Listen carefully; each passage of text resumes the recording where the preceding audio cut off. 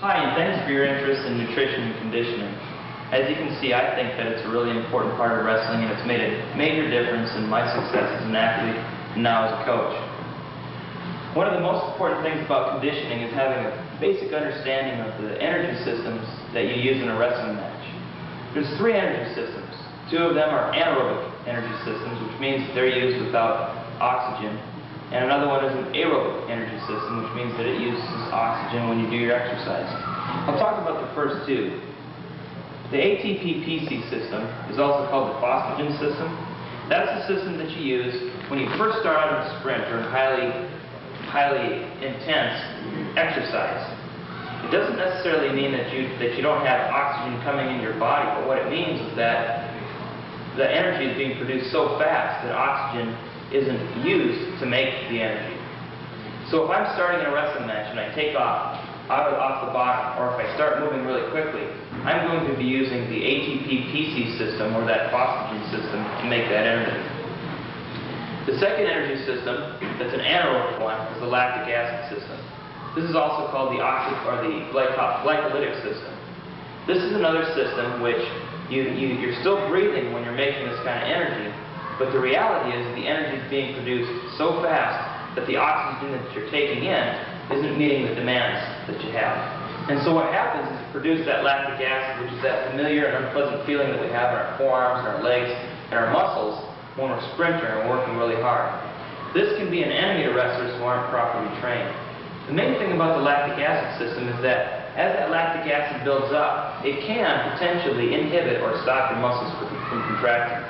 Proper training, and what I'm going to talk about throughout the remainder of this tape, is how you avoid having that stalemate of your muscles when you have a high concentration of lactic acid. The third energy system is the oxidative system. This is an aerobic process. By that I mean that the energy that's being produced is being produced at a low enough rate that the oxygen that you're taking in through respiration or breathing is able to meet the demands of making that energy. So if I go out and run for 5 miles or 4 miles or go out and run for 20 or 30 minutes at a low pace, the oxygen that I'm taking in has enough time to circulate through the body and meet the demands of the energy.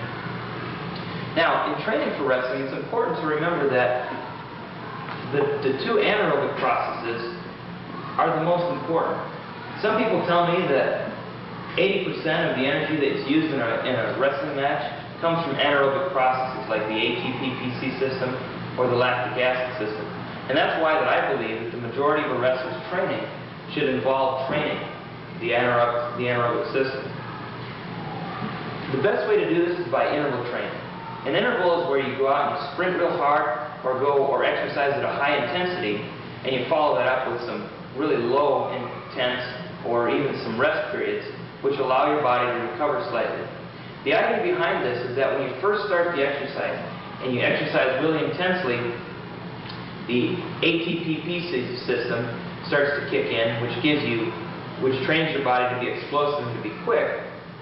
And then as you continue that burst of energy, the lactic acid system begins to operate. The lactic acid starts to form and your muscles start to feel fatigued. What you do is you get to the end of that interval and you stop and you rest for a couple seconds, and then you recover, and then you go back and you do that interval again. The way that this works is you're able to produce a lot of lactic acid, and your body has all this lactic acid in the bloodstream and in the muscles, and it has to develop a way to effectively clear that out of the muscle tissue so that you can go back in and do another hard burst of energy. Now, if you think about a wrestling match, you get out there and you're on your feet and you start brawling and scrapping, you're pushing and pulling, and your arms are starting to get real tired. But wrestling matches don't go just 6 minutes straight or 7 minutes straight. What it is, a lot of bursts of energy, and then somebody will go off the mat. Or it's a lot